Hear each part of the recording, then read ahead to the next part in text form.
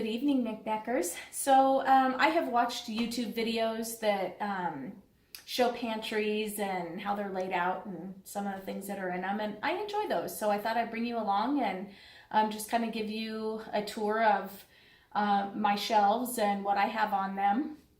I won't go through everything, but this is my Quart wide mouth shelf.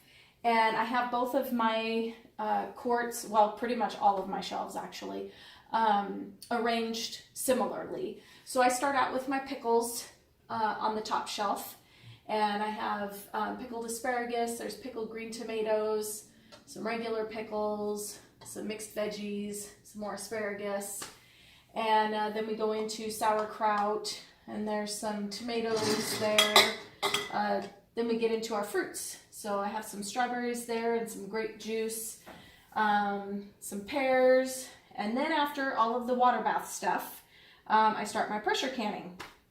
So I have some sweet and sour chicken here, and I'll be honest with you guys, I did not enjoy the sweet and sour chicken. I'm pretty sure none of my family enjoyed the sweet and sour chicken. Because it has to process for 90 minutes and you have that sugar in there, that sugar gets a burnt flavor to it and it just permeates through the whole thing. I haven't tossed it. I think I'm down to 2 jars now. I just kind of every so often make it for dinner and think, okay, we're going to buck it up and just eat it because I'm not going to waste it. So, but it definitely is not going to be something that I make again. Back here I have this chipotle beef, and I'll have to look and see which book that's in, but that is delicious. So if you have not made chipotle beef and you're a canner, it's really good. Open up a jar, heat it up, shred that chicken and put it in some tacos. So good. And let's see, I have some chicken marsala, split pea soup here. Oh, and there's some there. Here's another thing that I won't be canning again. So I canned some sausage patties. I made the patties, I pre-cooked them, and then I canned them in beef broth. And it's kind of the same thing that happened with the sweet and sour chicken. The sausage patties, I don't know, it's a texture thing and a flavor thing. It had a burnt, I don't know if it was really burnt though, or maybe some of the spices that are in there just, I don't know. All I know is I did not enjoy them. The texture is totally off for me. My daughter feels the same way, where I will eat them because, as I said before, I'm not going to waste them. Becca has a hard time even eating them. Let's see, then I have some of my chicken in broth. And for those of you that wonder, hot pack or raw pack, let me show you, I have some raw packed chicken here, and let me show you kind of the difference in what they look like.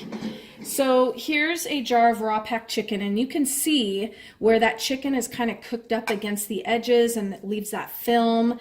It's nice and gelled, you can see in there, so that's going to make some great broth. Bones are still in. Fantastic flavor. But if you cook first and stick it in some broth, you're not going to get that nasty, I don't know, the raw pack just is not that appealing to me in the jar.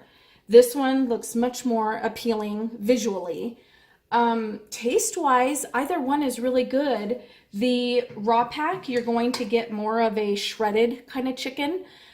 With anything that you pre-cook first, it's going to hold together better and not come apart so easily. So anyway, then I have just some sliced asparagus, some whole asparagus, and down here I have my green beans, some more asparagus, and here's some beans, couple different, few beans down there, my herb potatoes. I don't have any of the plain potatoes yet. This is just honey, so I have a used lid that I put on there. I just make sure that I marked it so I knew it was there, but that's just honey. Didn't can that. And then in my middle shelf here is where I keep most of my jams and jellies. So I have dandelion jelly. Becca and I have made that a couple of times. It's really good. It's one of her favorites. This spring I'll have to bring you along and show you how we make that. It's kind of fun, different. I also have another one that's kind of fun, and I don't know if I'll be able to find it, but oh yeah, here's some lilac jelly. That was kind of fun too. My mom had some lilacs, and it's very tedious because you have to get all the flowers off, and you know, you don't want any little bugs in there or anything, but the end result is really pretty, and it's very tasty. Have different pickled cherries in here. If you've not tried pickled cherries, 1 or 2 goes a long way, but it's just a totally different flavor. You got the sweet, you got the sour, and with the there's a cinnamon stick in there. I don't know if that will show up in here, but that spicy, oh, they're very, very tasty. And then cowboy candy. Now these are whole jalapenos. I didn't slice these ones up. Normally I slice them. But thought I would do something different. Some cranberry juice or cranberry sauce. I canned some salsas up in the little one, and steak and burger sauce. This is really good too as a barbecue sauce. That's pretty tasty. Let's see. I don't think there's anything really different down there. Hot rhubarb grilling sauce. That's really good as a barbecue sauce as well.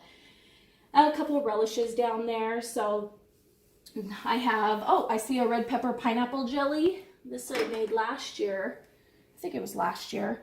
When I canned pineapple, and to each one I just added a 1/4 teaspoon of red pepper flakes and made a jelly out of it. And it is really, really tasty. I gave a lot of those as gifts this year.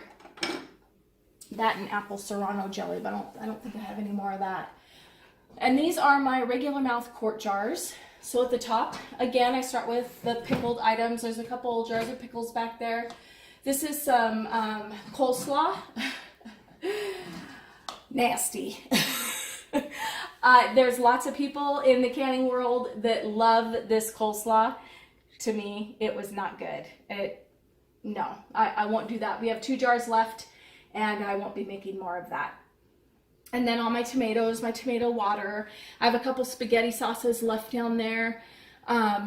I quit making the pre-made spaghetti sauce just because it's so easy just to open up a jar, add your spices, your meat, maybe a thing of tomato paste to thicken it, instead of cooking it all day long, all day long, all day long. The end result is fantastic. I'm not gonna lie, it's delicious, but it's a lot of work. And when you're in tomatoes, you just want to get through your tomatoes. Let's see, so some fruits. I have some strawberries here in syrup, and some pears and apricots.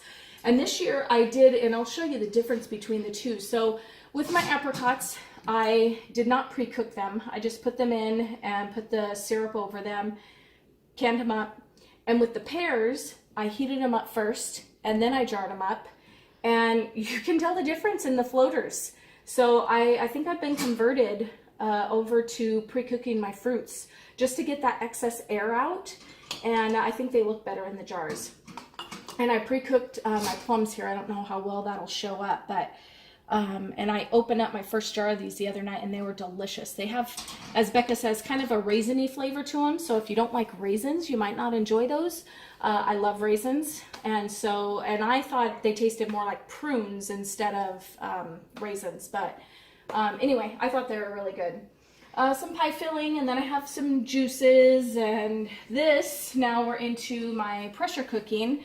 This is my broth shelf, so nothing will go on there except for my broth. You see I have some empty jars there and an empty spot there. I'll need to add some more to it, but I'll get to that eventually.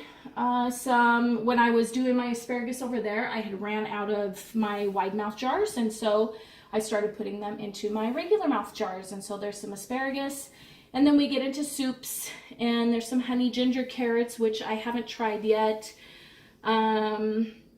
You see this one right here, that is cabbage, and I'm going to be honest with you, that is a no-no. But I was first starting out, that was about a year after I had first started, and looking at YouTube videos and saw that you could do it. I canned probably 7 of those, and that's my last one, so I'm not going to throw it out. Some people would say throw it out since you know it's not safe, but I didn't throw any of my others out even when I knew it was not safe. And then some more soups on the bottom, and my beef stroganoff that I just did the other day. So I'll go in and I'll show you where I keep my pint-sized jars. All right, so here is my pint-sized collection. And I have some pickled stuff up there and some fruits. Let's see, that is, I think that's juice. Yeah, that's pineapple juice. And then I think we're starting to get over into the broths here. Yeah, and that's my broth. So the water bath section is not that large for these. And then we'll get into, so here, that's the pickled peppers and onions that I did in the salsa verde. These are water bath, but because I didn't want to rearrange the whole shelf, it was a little later in the season, they just went on the end. And next year when I start the spring season again, I'll rearrange everything and get everything back to where it's supposed to be. Oops, I was opening up a box and left that there.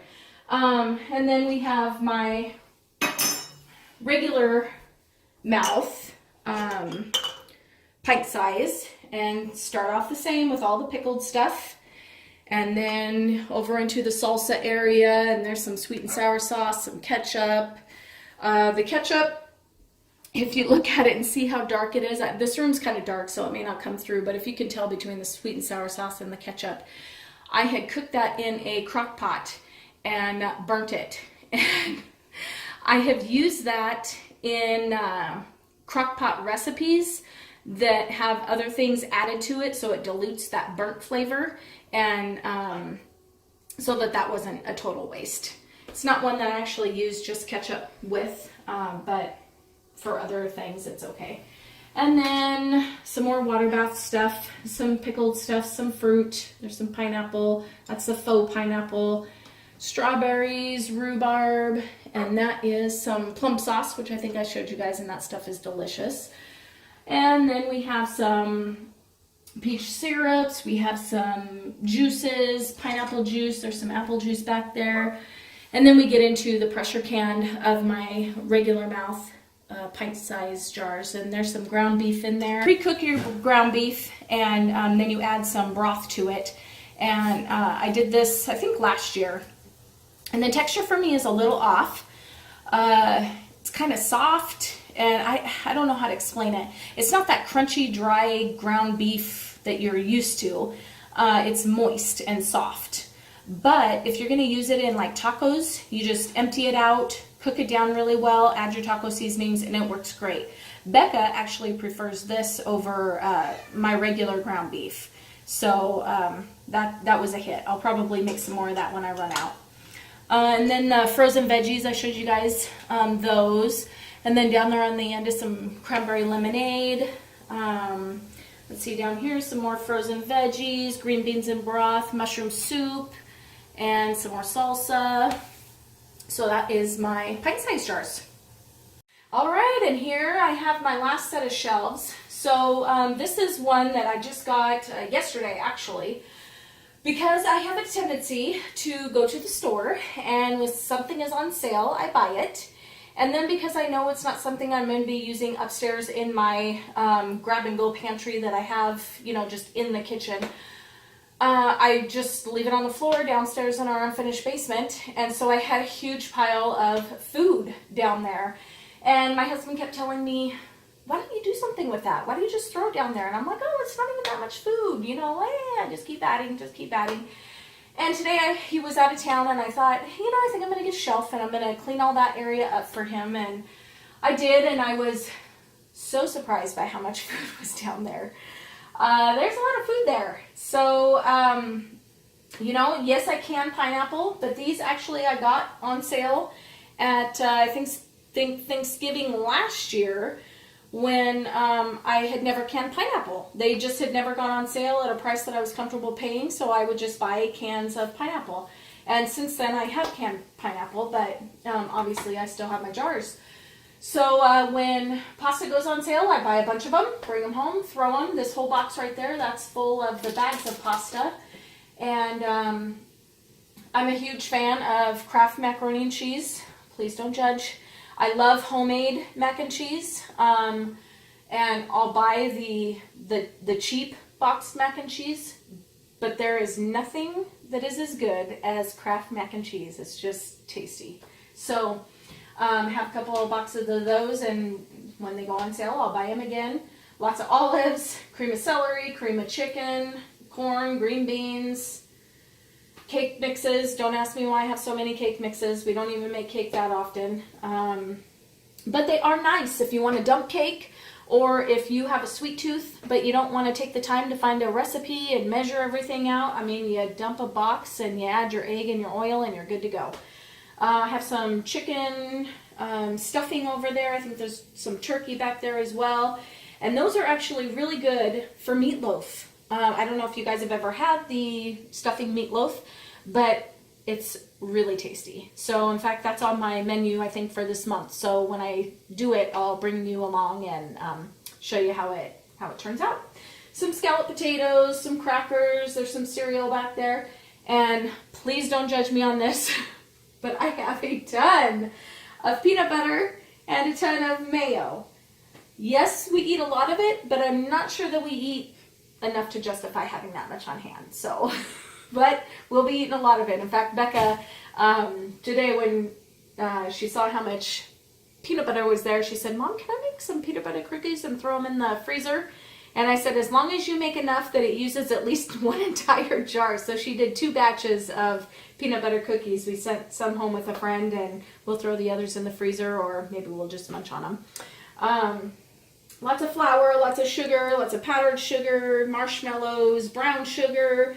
I have my split peas there and some juice down in the corner that the kids are always asking if they can drink, and I say no. And I don't know why I say no, because they've been down there forever. They should just eat them or drink them.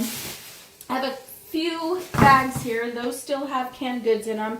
There's some, let's see, pumpkin and some tomato paste, which I'll probably throw the tomato paste in the my grab and go pantry. But I'm not sure if I want those here or there or what I'm doing yet with those. My canning rings, and then over here, this area was actually in my dining room, and I thought, while I'm putting all this stuff in my laundry room, I might as well just stack all this away so it's out of sight, well, not out of mind, I hope, because I do use my stuff that's in here. In fact, my pressure cooker that sits right there is in use at the moment because I'm canning some ham and bean soup, and I will bring you guys along for that video in a couple of days. So there you have it. There's my shelves, my pantry that's kind of scattered throughout the house. What do you have in your pantry? I'd love to see pictures, see videos. Just write me a little note and let me know. And thank you guys so much for watching. I hope you have a great day.